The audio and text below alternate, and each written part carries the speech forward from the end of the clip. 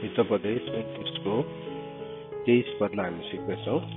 अहंकारले मानिसलाई तल खसाल्छ, तर नम्र मानिसहरूले सम्मान पाउँछ। सो हिजो हामीले यो नम्रताको बारेमा, ह्युमिलिटीको बारेमा सिकिरहेका छौँ।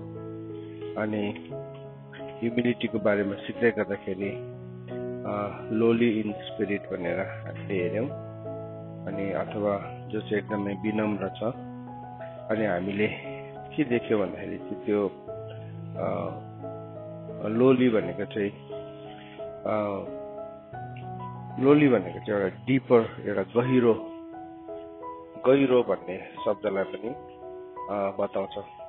गहिरो जब पनि हामी एउटा मान्छे लोली भनेको चाहिँ उसको गहिराई चाहिँ एकदमै तलसम्म पुगेको छ। परमेश्वरको वचन भजनसँग 1 अध्यायमा त्यसलाई खोलाको धारको छेउमा रोपेको बोट पनि भनेर भनेको छ है। त्यसको जरा चाहिँ तलसम्म नै पुगेको छ। जरा एकदमै तल गहिराइसम्म नै पुगेको छ।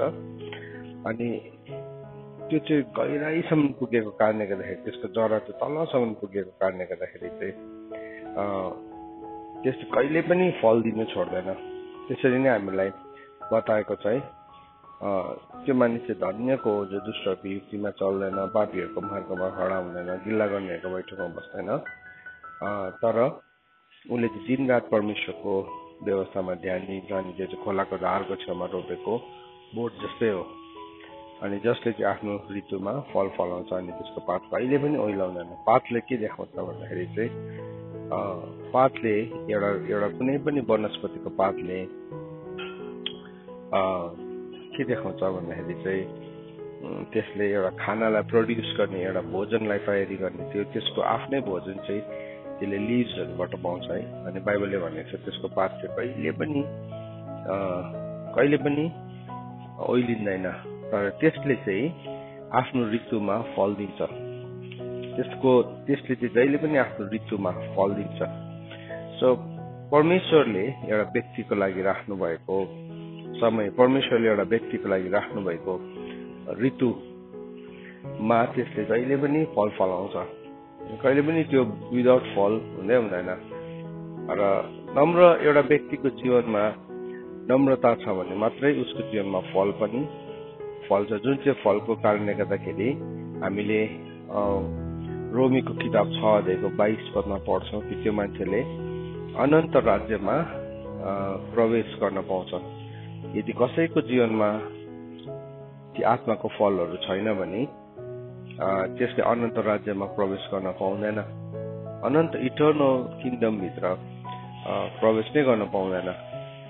उसले सायद मिलेनियलमा पनि प्रवेश गर्नु पाउँछ होला, तर इटर्नल किङडममा पाउँदैन। किनभने हामीले मिलेनियल किङडममा पनि के देखेका छौँ?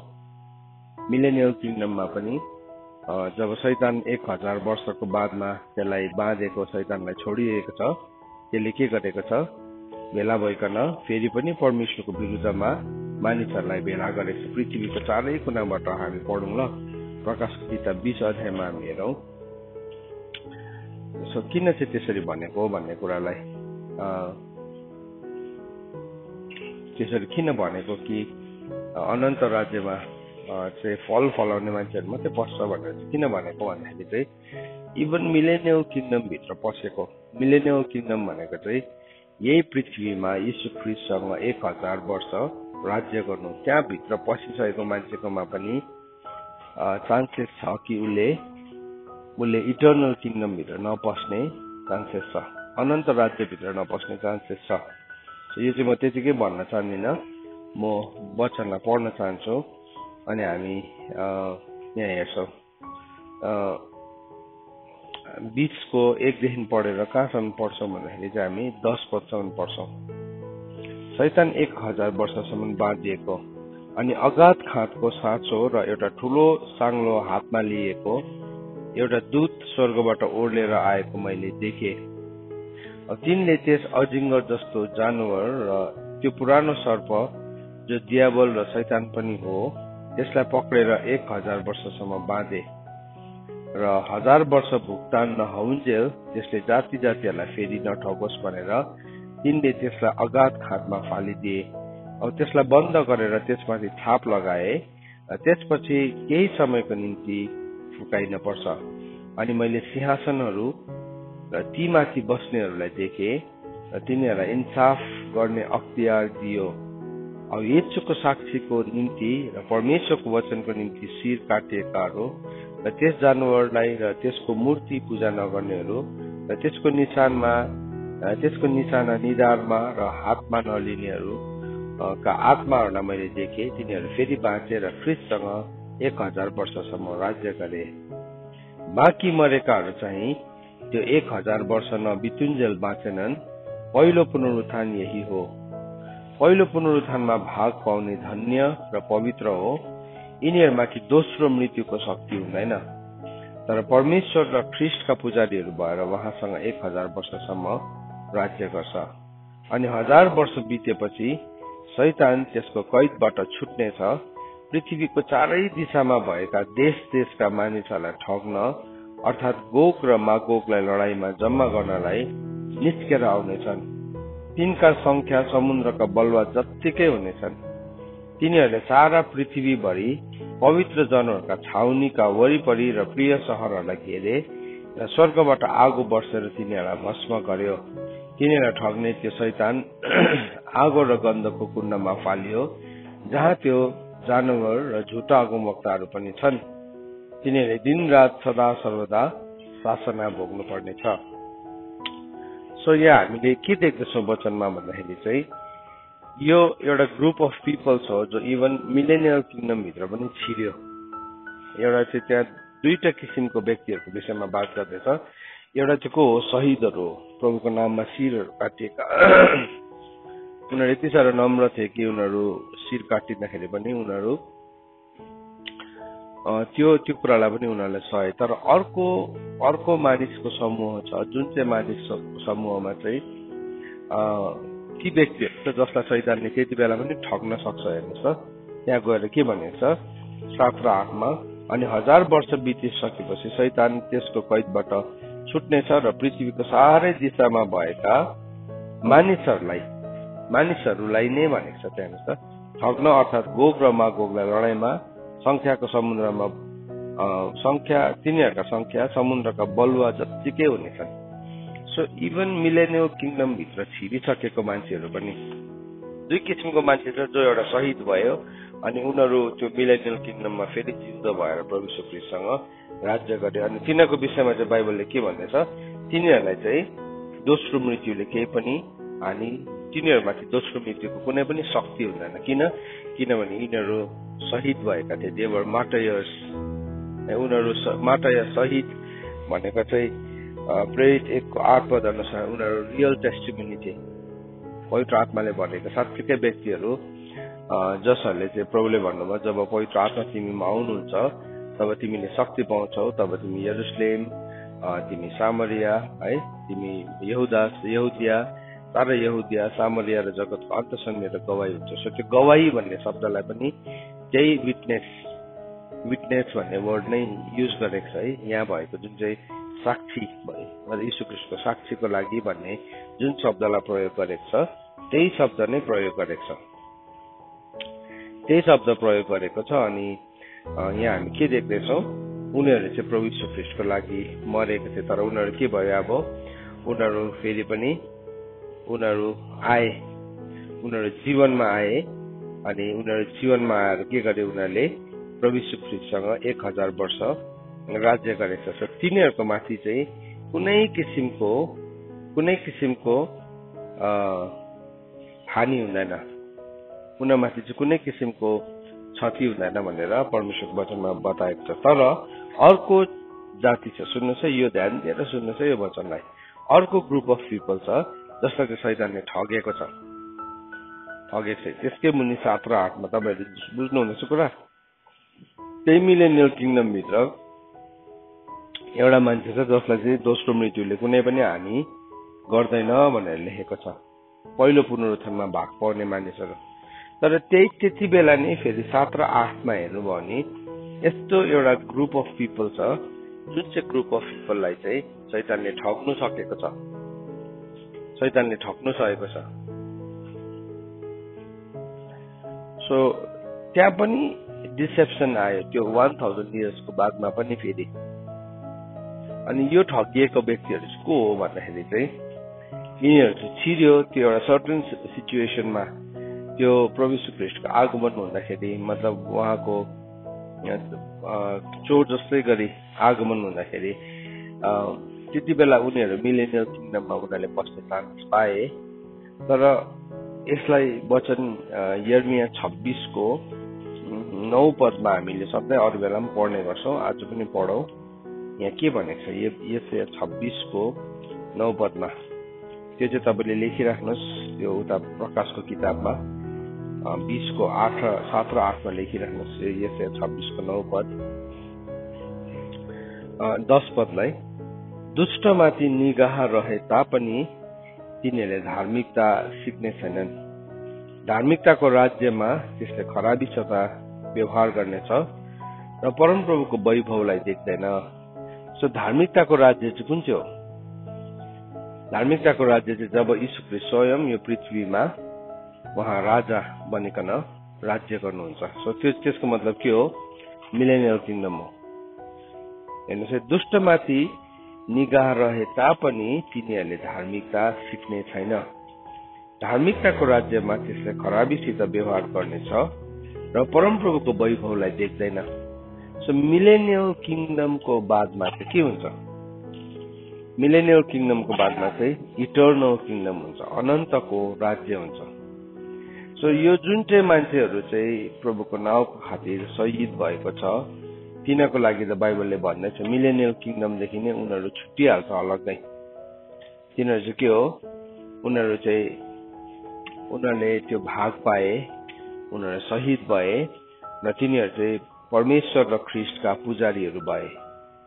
यसो के भयो? उनीहरू परमेश्वर र ख्रीष्टका पुजारी भए। अनि त्यति मात्र भनेको छैन, उनीहरूलाई चाहिँ शासनहरू दिएको छ, उनीहरूलाई चाहिँ अधिकार दिएको छ।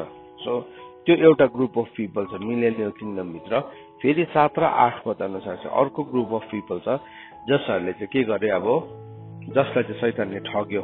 किन ठग्यो भन्दाखेरि चाहिँ किनभने उनीहरूले इभन त्यो धार्मिकताको राज्यमा पनि उनीहरूले के गर्दैन? उनीहरूले धार्मिकतालाई सिक्दैन।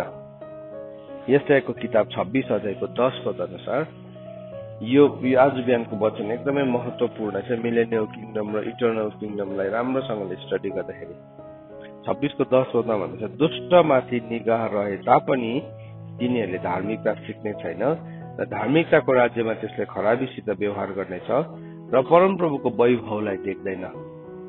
They will not see the glory, परमेश्वरको वैभवलाई, परमेश्वरको पराक्रमलाई चाहिँ उनीहरूले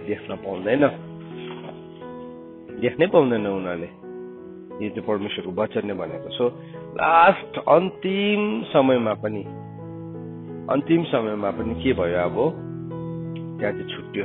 सो अघि हामीले पढ्दै थियौँ भजन सङ्ग्रह 1 अध्यायमा, त्यो धन्यको नम्र मान्छे भनेको चाहिँ को हो? साथै हम्बल म्यान भनेको चाहिँ को हो भन्दाखेरि चाहिँ त्यो चाहिँ खोलाको धारको छेउमा रोपेको बोट जस्तै हो, जसले चाहिँ के गर्छ? त्यसको ऋतुमा फल दिइरहन्छ। त्यसको पात चाहिँ कहिले पनि ओइलाउँदैन। त्यसको पात चाहिँ के छ? त्यसको पात चाहिँ जहिले पनि हराभरा छ, जहिले पनि हरियो छ। त त्यसको पातमा के छ? चङ्गाई पनि छ भनेकन परमेश्वरको वचनमा लेखेको छ। सो अब यो 3वटा भर्सलाई हामी हेर्दैछौँ। यो अहिले भजन सङ्ग्रह 1 अध्यायलाई पढ्यौँ, अनि प्रकाशको किताब 20 अध्यायलाई हामीले पढ्यौँ। त्यहाँ 2 किसिमका मिलेनियल किङडममा छिर्ने मान्छे पनि बतायो। तर यहाँ म फेरि पनि अनि यशायाको किताब 26 अध्यायको 10 पदलाई हामीले पढ्यौँ। तर यो पातको विषयमा भजन सङ्ग्रह 1 अध्यायको 3 पदमा लेखेको जुन चाहिँ लिभ्स छ, त्यो लिभ्सलाई हेरौँ। यो पातको विषयमा हामी कहाँ भेटाउँछौँ भन्दाखेरि चाहिँ इजिकियलको किताब 47 अध्यायमा भेटाउँछौँ। इजिकियल च्याप्टर 47 लाई हेर्नुहोस्। त्यसलाई पनि हामी हेरौँ। त्यहाँ चाहिँ कसको विषयमा बात गरेको छ भन्दाखेरि चाहिँ गहिराईको विषयमा।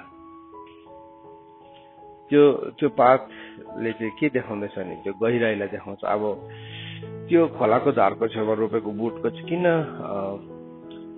त्यो सुकेन भन्दाखेरि चाहिँ त्यसको जरा त्यति साह्रो गहिरो गएको हुन्छ, त्यसले चाहिँ लिभिङ वाटर्सलाई छुएको हुन्छ।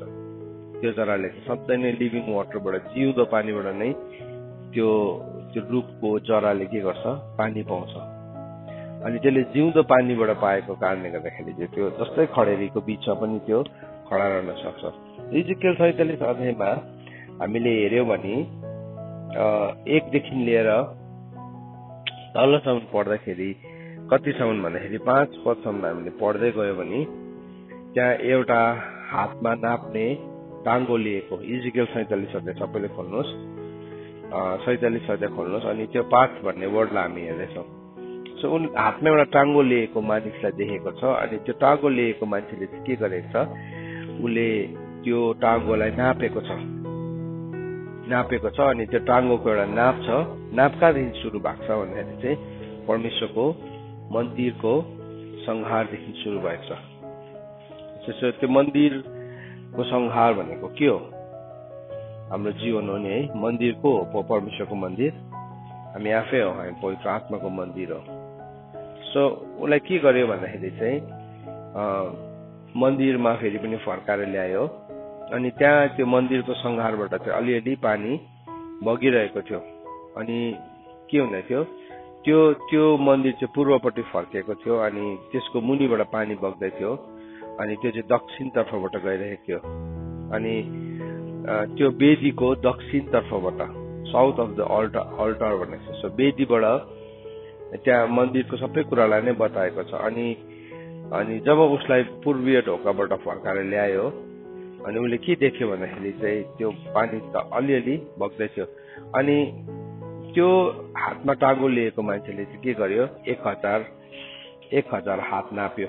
1000 क्युबिट भनेको छ। उसले पूर्वपट्टि के गर्न थाल्यो, नाप्नु थाल्यो। अनि उसलाई के गर्न लगायो, 1000 टाङ्गो नापेर उसलाई त्यहाँ हिँड्नु लगायो।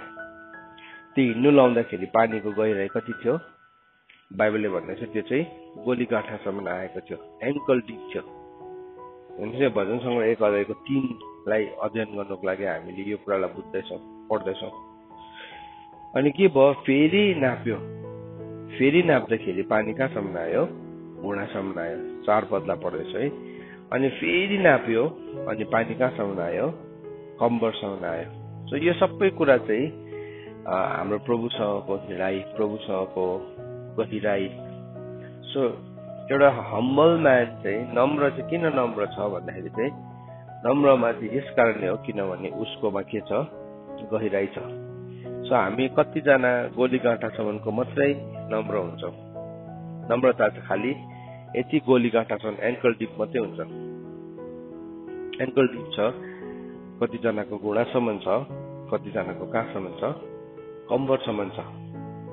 सो त्यसको मतलब नम्रताले हामीलाई कति ओभरटेक गरेको छ, हामी कति नम्रताले छोपिएका छौँ, नम्रताभित्र हामी कति पसेका छौँ भन्ने कुरालाई त्यसले बताएको छ। नम्र छ मान्छेहरू संसारमा, तर त्यसको पनि एउटा मात्रा छ। सो तर त्यो हामी कसैको लागि डिसाइड गर्न सक्दैनौँ, तर आफ्नो लागि चाहिँ हामीले डिसाइड गर्न सक्छौँ। नम्रता चाहिँ परमेश्वरको गहिराईबाट आउँछ। नम्रता चाहिँ परमेश्वरको उपस्थितिको गहिराईबाट आउँछ। हामी जति प्रभुसँग गहिरो हिँडेका छौँ त्यति नै नम्र हुन्छौँ। तर हामी फल्स ह्युमिलिटीमा हिँडेका छौँ भने हामी कोसिस गर्छौँ नम्र हुने, तर एक दिन के हुन्छ, हामी थाहा पाइहाल्छ कि हामी कतिको नम्र छौँ या घमण्डी छौँ भनेर। हामीले पनि थाहा पाउँछौँ, अरूले पनि थाहा पाइहाल्छ, बुझिहाल्छ है यो नम्र मान्छे र घमण्डी मान्छेलाई चिनिहाल्छ। किनभने नम्रता चाहिँ हाम्रो एक्सप्रेसन्सबाट आउँदैन, नम्रता चाहिँ गहिराईबाट आउने कुरा हो। It comes from the depth है। अनि यहाँ के बताउँदैछ हेर्नुहोस् है, त्यो पानी चाहिँ उसले नाप्दै गयो, त्यहाँदेखि कम्बरसम्म पुग्यो। 5 पदमा हामीले हेऱ्यौँ भने फेरि नाप्यो अनि यति साह्रो गहिरो भयो कि अब त्यहाँबाट हिँड्नै सक्नु छोड्यो। अब के गर्नुपर्ने भयो, पौडिनु पर्ने भयो। पानी बढेर माथि आयो, कम्बरदेखि मतलब घाँटीदेखि माथि आयो पानी। अब त्यतिमा त को पनि हिँड्न सक्दैन। सो के भयो, पानीले ओभरटेक गर्यो। जीवनको पानीले, द वाटर अफ लाइफ, जीवनको पानीले चाहिँ के गर्यो, उसलाई अन्तत भजन संग्रह 47 अध्यायमा के लेखेको छ? 47 अध्यायमा हैन, तपाईको छाँगाको आवाज सुनेर मलाई के गरेको छ? छोपेको छ। कतिमा छ? भजन संग्रह पढौँ ल त्यसलाई। 47 मा हैन, 42 को साथमा। भजन संग्रह 42 को साथमा हेर्नुस् ल, यो वचनलाई राम्रोसँगले हेर्नुस्। यहाँ भनेको छ, तपाईको छाँगाको आवाज सुनेर गहिरोले गहिरोलाई बोलाउँछ। सो यहाँ के छ? इजिकियललाई प्रभुले के गरेको थियो? गहिरोलाई बोलाउने थियो। सो गहिरोको एउटा मेजरमेन्ट छ है। कहाँदेखि सुरु भयो? गोली काँटादेखि, घुँडादेखि, कम्बरदेखि लिएर डुब्ने अवस्थासम्म पुग्यो। सो के भयो? त्यो परमेश्वरको एउटा छाँगाको आवाज सुनेर। अनि यहाँ भन्दैछ, तपाईका छालहरू सानो र ठुलो दुवैले मलाई छोपेको छन्। सो तपाईको छालहरू चाहिँ सानो र ठुलो दुवैले मलाई छोपेको छ भनेको चाहिँ के हो भन्दाखेरि चाहिँ जब हामी गहिराईमा जान्छौँ तब चाहिँ हामीलाई सानो छालले पनि छोपिहाल्छ हैन। तर हामी गहिराईमा बसेन, किनारमै बसेर चाहिँ के हुन्छ? ठुलो छालले पनि छोप्दैन। जत्रै ठुलो छाल आए पनि के हुन्छ? त्यो फर्केर गइहाल्छ। तर आफू नै गहिराई भित्र पसेको छ भने अलिकति छाल, अलिकति त्यो पानीको लेभल बढ्यो भने के हुन्छ? हामीलाई छोपिहाल्छ। यहाँ हामी के देख्दैछौँ? त्यो जब पानी डुब्ने सम्मको भयो तब चाहिँ बाइबलले के भनेको छ? एउटा भल बढेर आएको जस्तै भयो भनेको छ। भल बढेर आएको जस्तै भयो। अनि के भयो? त्यहाँ चाहिँ मलाई छोप्यो भनेको छ। भल बढेर water had risen, it was deep enough to swim in that river that could not be pass through भनेर लेखेको छ। 5 पद हेर्नुहोस् त। सो यहाँ तपाईँले इजिकियल, यो वचनमा इजिकियल 47 को 5 पदलाई लेखिराख्नुहोस्। सो यो जुन चाहिँ 42 को 7 छ नि, यसमा चाहिँ तपाईँले बाइबलमा 42 को 7 मा चाहिँ इजिकियल 47 को 5 पद लेखिराख्नुहोस्। सो द्याट तपाईँले यो सानो ढाल र ठुलो छाल भन्ने शब्दलाई बुझाउन सकोस् भनेकन म एकपल्ट फेरि यसलाई एक्सप्लेन गर्छु ल। हामी जति प्रभुसँग गहिराईमा हिँड्छौँ त्यति नै हाम्रो जीवनमा नम्रताको फल फल्छ हैन। त्यतिकै फल फलेको हुन्छ। कसैकोमा नम्रताको चिचिला मात्रै हुन्छ, कसैकोमा नम्रताको फुल मात्रै लागेको हुन्छ, कतिजनाको नम्रताको फल पनि फलेको हुन्छ तर पाकेकै हुँदैन। तर कतिजना चाहिँ त्यो फलले लटरम्मै भइसकेको हुन्छ अनि त्यो पाकी पनि सकेको हुन्छ। त किन चाहिँ सानो छाल र ठुलो छालले दुईटैले मलाई छोपेको छ चाहिँ किन भनेको भन्दाखेरि चाहिँ किनभने हामी गहिराईमा गएपछि चाहिँ हामीलाई पानीले छोपिहाल्छ। चाहे त्यो सानो छाल होस् या ठुलो छाल होस्, हामी गहिराईभित्र पसिसकेपछि त पानीले हामीलाई के गर्छ?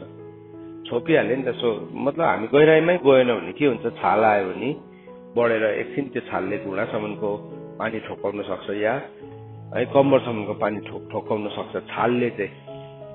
तर यहाँ चाहिँ के भन्दैछ? यो भजनकारले भन्दैछ, यो मस्किल नामक भजन हो। यो कोरह वंशीले लेखेको, कोरहले लेखेको भजन। यो यति साह्रो हाई लेभलको गीतलाई लेखेको छ। त्यहाँ उसले भन्दैछ कि तपाईका छालहरू साना र ठुलो दुवैले मलाई छोपेका छन्।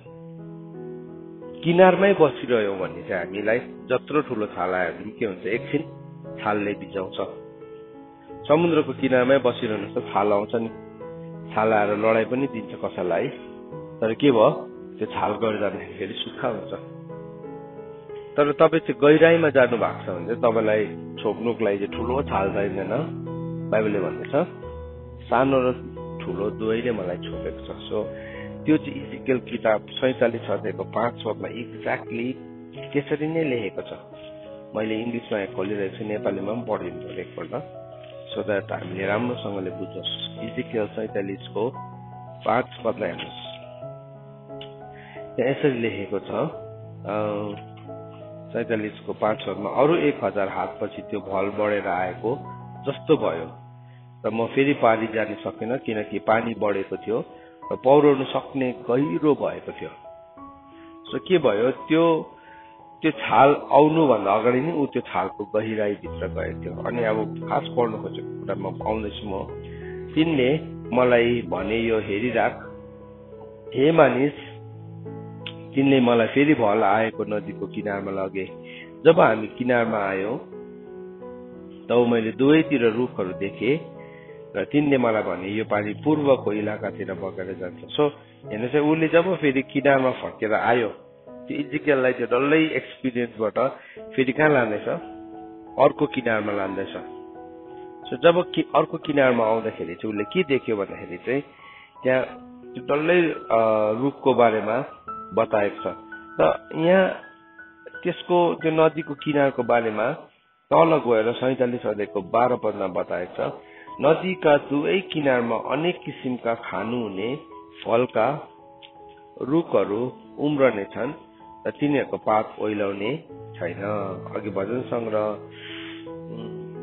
1 अध्यायको 3 पदमा हामीले के हेर्यौं, खोलाको धारको छेउमा रोपेको बोट जस्तै हुन्छ जसको पात कहिले पनि ओइलाउँदैन। सो हामीलाई त्यो त्यसै खोलाको धार सम्झिन्छ नि, होइन। त्यो चाहिँ कहाँबाट आउँछ भन्दाखेरि त्यो चाहिँ गहिरोलाई बोलाएको। अन्त त्यो ठाउँमा पुगेपछि चाहिँ त्यसको पात कहिले पनि ओइलाउँदैन भनेर परमेश्वरको वचनमा द लिभ्स विल नट विदर भनेको छ। अनि त्यो कुरालाई यर्मियाको किताब 17 अध्यायको 8 पदमा पनि लेखेको छ। यर्मियाको किताब 17 अध्यायको 8 पदमा पनि त्यो व्यक्ति चाहिँ एउटा पानीको किनारमा रोपेको बोट जस्तै हो, जसले चाहिँ त्यसको जरालाई चाहिँ तल गहिराईमा पुर्याएको छ। त्यति बेला ऊ जब गर्मी आउँछ त्यति बेला पनि ऊ डराउँदैन, किनभने उसले के गरिरहेको हुन्छ, किनभने त्यसको पात सधैँ नै हरियो नै हुन्छ। अनि खडेरीको वर्षहरूमा पनि त्यो डराउँदैन, किनभने त्यसले सधैँ नै फल फलाइरहन्छ। सो यो रुखको बारेमा हामीले हेर्यौँ भने यो रुखको बारेमा प्रकाशको किताब 22 अध्यायको 2 पदमा पनि भेटाउँछौँ। रेभेलेसन च्याप्टर 22 भर्स 2 मा पनि भेटाउँछौँ। हेर्नुहोस् है, त्यसलाई पनि म पढ्न चाहन्छु। प्रकाशको किताब 22 अध्यायको 2 पदमा पनि लेखेको छ, त्यस नदीको वरिपरि प्रत्येक महिनामा 12 किसिमको फल फलाउने जीवनको रुख थियो र त्यसका रुखका पात चाहिँ जाति जातिका मानिसहरूको निम्ति निको पार्ने थियो। सो अघि इजिकेलको किताब 47 अध्यायको 12 पदमा हामीले के भनेर पढ्दैछौँ भन्दाखेरि चाहिँ अब त्यो रुख चाहिँ कस्तो छ अरे भन्दाखेरि चाहिँ नदीका दुवै किनारका अनेक किसिमका खानु हुने फलका रुखहरू उम्रने छन् र तिनीहरूको पात ओइलाउने छैनन्, तिनीहरूका फलहरू कहिले शेष हुने छैनन्, तिनीहरूमा फसलको कमी हुने छैनन्, तिनीहरूले महिनाको सुरुमै फल दिनेछन्, किनभने तिनीहरूका पानी चाहिँ पवित्र स्थानदेखि निस्कन्छन् र तिनीहरूका फल खानेहरूका निम्ति र तिनीहरूका पात चाहिँ आरोग्यताको लागि हुन्छ। सो यो जुन चाहिँ लिभ्सको कुरा गरेको छ नि, सो ह्युमिलिटी, हामी ट्रु ह्युमिलिटीमा भन्छ नि, हाम्रो जीवनको पातहरूले पनि के ल्याउँछ, त्यो पातहरूले पनि त्यो मान्छेको जीवनमा हिलिङ ल्याउन थाल्छ। त्यो जीवनको मतलब फलको त अब पुरै छोडिदिउँ, फल त फल भइहाल्यो, तर त्यो रुख चाहिँ यति साह्रो कम्प्लिटली परिवर्तन भइसकेको हुन्छ। त्यो रुखको चाहिँ पातबाट पनि के आयो, चङ्गाई आउन थाल्यो। किनभने त्यो मान्छेकोमा चाहिँ एउटा ट्रु सेन्स अफ ह्युमिलिटी छ, वास्तविक एउटा नम्रता छ। सो त्यो नम्रतामा चाहिँ के हुन्छ त, त्यो नम्रतामा चाहिँ ऊ यति साह्रो बेसी छोपिएको छ, ऊ एकदमै छोपिएको छ, ऊ डल्लै छोपिएको छ, उसको एक्जिस्टेन्स नै डल्लै त्यहाँभित्र हराइसकेको छ, उसको डल्लै पहिचान नै होइन भने चाहिँ अब हामी के हुन्छौँ, हामी नम्रतालाई नसिकेर चाहिँ हामी दुष्टतातर्फ हामी लम्किन्छौँ। सो वचनले पनि भनेको छ नि, यदि जगहरू हल्लिन्छ भने त धर्मात्माले पनि के गर्न सक्छ र।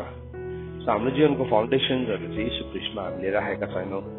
यदि हाम्रो जीवनको फाउन्डेसन्सहरू चाहिँ हल्लिने कुराहरूमाथि, झर्ने कुराहरूमाथि हामीले राखेका छौँ भने चाहिँ परमेश्वरले त्यसलाई युज गर्नुहुन्न है। झर्ने, फुट्ने, फुटिहाल्छ नि कतिजना, अलिकति ब्रिटल हुन्छ है। हाम्रो कतिजना होइन, हामीहरू एकदमै ब्रिटल हुन्छ, छुयो कि फुटिहाल्ने खालके, एकदमै कच्चा खालके। त्यो फुट्ने कुराहरूलाई, झर्ने कुरालाई चाहिँ परमेश्वरले फेरि स्थापित गर्नुहुन्न भनेर हिब्रूको किताब 12 अध्यायमा हामीलाई पढेका छौँ। हामीले सधैँ पढ्छौँ यो कुरालाई। हिब्रूको किताब 12 अध्यायलाई हामी हेरौँ, यसलाई पनि हामी कम्पेयर गरौँ। हिब्रूको किताब 12 अध्यायमा त्यो हल्लिने र झर्ने विषयमा कुरा गरेको छ। 12 अध्यायको हिब्रूको किताब 12 अध्यायको 27 हिब्रू 12 को 27 लाई हेर्नुहोस्। त्यहाँ के भनेर लेखेको छ, अझै एकचोटि साह्रो गरी भन्ने यो वचनले हल्लाएका कुराहरू चाहिँ सृष्टि भएका कुराहरूलाई चाहिँ हटाउने र नहल्लाएका कुराहरू चाहिँ रहन दिने प्रकट गर्छ। परमेश्वरले नि हल्लाउनु हुँदैछ, पृथ्वी हल्लिरहेछ, यति बेला हल्लिरहेको छ। अनि त्यो हल्लिँदाखेरि चाहिँ हामी पनि यदि हल्लिन्छौँ भने चाहिँ हल्लिएको कुरालाई चाहिँ के गर्छ अरे, हटाउँछ। हाम्रो शरीर पनि त्यस्तै छ नि, दाँत हल्लियो भने हामी त्यसलाई राख्न सक्छौँ हजुर? के हुन्छ त्यो हल्लिनु थालेको दाँत चाहिँ के हुन्छ, उकिन्छ, उकाउनै पर्ने हुन्छ त्यसलाई, किन त्यो हल्लियो। सो परमेश्वरको किङडम मतलब हामीलाई बनाउनु पनि त्यस्तै प्रकारले बन्ने छ है। सो परमेश्वरको किङडममा पनि के भन्दैछ भन्दाखेरि चाहिँ पृथ्वीलाई चाहिँ म जोडसँगले हल्लाउँछु र हल्लाएका कुराहरू चाहिँ सृष्टि भएका कुराहरूलाई चाहिँ हटाउने र नहल्लिएका कुराहरू चाहिँ रहन दिने प्रकट गर्छ। सो कतिजनाको फेथ हल्लिहाल्छ, कतिजनाको विश्वास हल्लिहाल्छ, किनभने उनले त्यो हल्लिने राज्यमाथि आफ्नो जीवनलाई स्थापित गरेको छ। प्रभुलाई हेर्दै गर्दाखेरि पनि ऊ हल्लिने ठाउँहरूमै बसेको थियो। उनले कहिले पनि जरा तल गहिरो जीवनको पानीसम्म पुर्याएन। त्यो रुखले जति गहिरो जरा हानेको हुन्छ त्यति नै त्यो रुख के हुन्छ, नहल्लिने हुन्छ। रुखले जति कम्ती जरा हानेको हुन्छ त्यति नै त्यो रुख के हुन्छ, उक्किने चान्सेस हुन्छ। कतिवटा रुखहरू आँधी बेलीमा के हुन्छ, ठुल्ठुलो रुखहरू पनि लडिहाल्छ। किनभने त्यसले गहिरो जरामा, गहिरो लिभिङ वाटर्समा पुगेकै छैन। कतिवटा रुखहरूको लिभिङ वाटर्समा पुगेको हुँदैन, तर कस्तो हुन्छ, अब सजिलो मधेस खण्डमा त अलिकति गहिरो भयो भने के हुन्छ, त्यसले पानी भेटाइहाल्छ। तर त्यो पानी चाहिँ लिभिङ वाटर होइन। लिभिङ वाटर चाहिँ कहाँ हुन्छ अरे, जहिले पनि खोलाको धारको छेउमा हुन्छ लिभिङ वाटर। किन, त्यहाँ कन्टिन्युअस फ्लो छ। तर अर्को चाहिँ जम्मेको पानी हुन्छ, त्यो चाहिँ लिभिङ वाटर होइन। जम्मेको पानी चाहिँ हामीले गएर मधेस खण्डको पानी पिउँछौँ नि, कस्तो हुन्छ पानी, गनाउँछ नि है, गनाउँछ, या त्यसमा स्वाद नै हुँदैन, हामी खानै सक्दैनौँ, किनभने त्यो लिभिङ वाटर होइन। तर हामी पहाडमा आउँछौँ, पहाडको पानीमा के हुन्छ, टेस्ट हुन्छ, त्यो दुर्गन्ध पनि हुँदैन। किनभने त्यो पानी फ्लो भइरहेको छ, रोकिएकै छैन, स्ट्याग्नेन्ट वाटर होइन। सो हामीले याद राख्नुपर्छ, स्ट्याग्नेन्ट वाटरमा हाम्रो जरा पुऱ्याएको छौँ या लिभिङ वाटरमा। किनभने स्ट्याग्नेन्ट वाटरमा पुऱ्याएको छ भने चाहिँ एक दिन जब हुरी बतास आउँछ नि, त्यति बेला त्यो रुखको जरासँगै हल्लिन्छ। पानी त त्यसले पनि पुऱ्याएकै हो, त्यसले पनि भेटेकै हो, नभेटेको त होइन पानी। तर त्यसमा र लिभिङ वाटर्समा चाहिँ बहुत ठुलो फरक छ, एकदमै ठुलो पानी छ, मतलब फरक छ। त्यसले गर्दाखेरि त पानीको कम्पनीले पनि जहिले पनि पानी बेच्दाखेरि बाहिर केसको लेबल बनाएको हुन्छ, पहाडकै बनाएको हुन्छ, डाँडाकै बनाएको हुन्छ। कहिले पनि तल समुद्रको बनाउँदैन, किनभने समुद्रको पानी अथवा त्यो जम्मेको पानी या कुवाको पानी जुन चाहिँ खोदेर निकालेको छ त्यो चाहिँ लिभिङ वाटर छैन। हो भेटाउँछ कुवामा पनि, जति गहिरो कुवा खन्छ त्यति नै पानीको टेस्टमा पनि फरक हुन्छ। इभन मधेस खण्डमा पनि त्यही हो, जति the deeper the well the tastier the water, पानी त्यत्तिकै मिठो पनि हुन्छ, त्यत्तिकै पानीको दुर्गन्ध पनि हुँदैन, किनभने त्यो गहिरो पानी हो, गहिरो पानी। अनि त्यो गहिरो पानीमा रोप्नेहरू डिप वाटर्स भनेर बाइबलमा हामीलाई बताएको छ नि त है, त्यो गहिरो पानी भन्ने शब्दलाई युज गरेको छ बाइबलमा। अनि त्यो भनेको चाहिँ त्यसको अर्थ छ। सो यो रुखले चाहिँ के गरेको छ भन्दाखेरि चाहिँ गहिरो पानीमा रोपेको छ, एकदमै डिप वाटरमा रोपेको छ। सो प्रभुले पनि त्यो गहिराईमा हामीलाई आउन सिकाउनु भएको छ है। सो हामीले डिप वाटर्समा हाम्रो जरालाई गाड्नु, डिप वाटर्समा हामी पस्नु, अथवा त्यो ठाउँमा हामीले हाम्रो जरा गाडेको हुन आवश्यक छ। सो यहाँ परमेश्वरको वचनले हामीलाई त्यसरी सिकाउँदैछ। अनि यहाँ के भन्दैछ हेर्नुहोस्, हिब्रूको किताब 12 अध्यायको 27 पदमा हामीले भर्खर पढ्यौं। अझै एकचोटि साह्रो गरी भन्ने वचनले हल्लाएका कुराहरू चाहिँ सृष्टि भएका कुराहरूलाई चाहिँ हटाउने र नहल्लाएका कुराहरू चाहिँ रहन दिने प्रकट गर्दछ।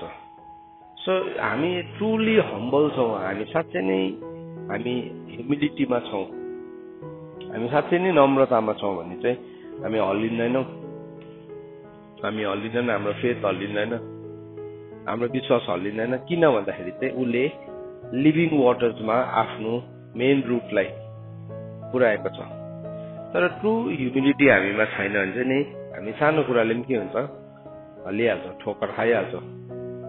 अब ठोकर दिनेले दियो, तर खानेको चाहिँ आफ्नै रेस्पोन्सिबिलिटी हो। किनभने बाइबलले भनेको छ हल्लिने कुरालाई चाहिँ प्रभुले के गरिदिनुहुन्छ अरे, हटाइदिनुहुन्छ भनेको छ। प्रभुले नै हटाइदिनुहुन्छ भनेको छ, जुन चाहिँ कुरा चाहिँ हल्लिने छ। सो परमेश्वरको कुरामा चाहिँ हामी हल्लिँदैनौँ। अन्त यहाँ त्यस कारणले गर्दाखेरि भन्दैछ 28 पदमा, यस कारण हल्लिन नसक्ने राज्य पाएर हामीलाई अनुग्रह होस्। तपाईँ र मैले पाएको राज्य चाहिँ नहल्लिने राज्य, त्यो राज्य पाएर चाहिँ हामीलाई अनुग्रह होस्, जसबाट परमेश्वरलाई मनपर्ने सेवा, भक्ति र डरले चढाउन सक्छौँ। किनभने हाम्रा परमेश्वर भस्म गर्ने अग्नि हुनुहुन्छ। सो हामी चाहिँ नहल्लिने राज्य पाएका छौँ। तर त्यो नहल्लिने राज्य पनि के छ, अब त्यो चाहिँ कसरी चाहिँ राज्य एउटा व्यक्तिले त्यही एउटै घरभित्र, एउटै समुदायभित्र, एउटै सेवकैभित्र एउटा चाहिँ हल्लिने राज्यमा छ, अर्को चाहिँ नहल्लिने राज्यमा छ। कसरी भन्दाखेरि चाहिँ त्यो चाहिँ हामी कति गहिराइमा पुगेको छ। यदि गोलीगाठामा मात्रै हो भने हामी हल्लिहाल्छौँ, त्यतिको गहिराइमा मात्रै छ भने हामी हल्लिहाल्छौँ। खुलासम्मको पनि हामी हल्लिन्छौँ, कम्मरसम्मको पनि हल्लिन्छौँ। तर नहल्लिने चाहिँ कम्प्लिटली सबमर्ज्ड, कम्प्लिटली डुबेको, त्यो गहिराइभित्र सम्पूर्ण रूपमा डुबेको, जहाँ चाहिँ सानो छालले पनि उसलाई छोप्छ, ठुलो छालले पनि छोप्छ। हामी किनारमा छौँ भने चाहिँ हामीलाई छोप्नुको लागि ठुलो छाल चाहिन्छ, तर हामी गहिराइभित्र छौँ भने चाहिँ सानो छालले पनि छोपिहाल्छ। सो ह्युमिलिटी, नम्रता भनेको चाहिँ के हो त भन्दाखेरि चाहिँ नम्रता चाहिँ त्यो यस्तो गहिराइ हो जहाँ चाहिँ उसले आफ्नो जरालाई, उसको मेन रुटलाई त्यहाँ पुर्याएको छ। अनि त्यो पुर्याउँदाखेरि चाहिँ उसको जीवनमा उसको पातबाट पनि के आउन थाल्छ, चङ्गाई आउन थाल्छ। पातबाट पनि, उसको लिभ्सबाट पनि चङ्गाई आउन थाल्छ। फ्रुटबाट त आउँछै आउँछ, फल त छँदैछ, तर उसको मतलब त्यो रुखको एक एकवटा हिस्सा नै के हुन्छ, त्यसमा चाहिँ लाइफ गिभिङ हुन्छ। लाइफ गिभ फ्रुटले, फलले के दिन्छ मान्छेलाई, मतलब लाइफ दिन्छ भने लिभ्समा पनि के रहेछ, हिलिङ छ। फलमा त के छ, जीवन छ, तर पातमा पनि के छ, चङ्गाई छ। त्यो चाहिँ मैले कसैको जज गर्नु मिल्दैन, तर त्यो चाहिँ मैले आफ्नो विषयमा आफै डिसाइड गर्नुपर्छ कतिको गहिराइमा हिँड्छ। सो कतिजना चाहिँ के हुन्छ, एक हजार टाङ्गो नापेपछि ओहो म हिँड्दिनँ, गोलीगाठादेखि नै फर्केर जान्छ।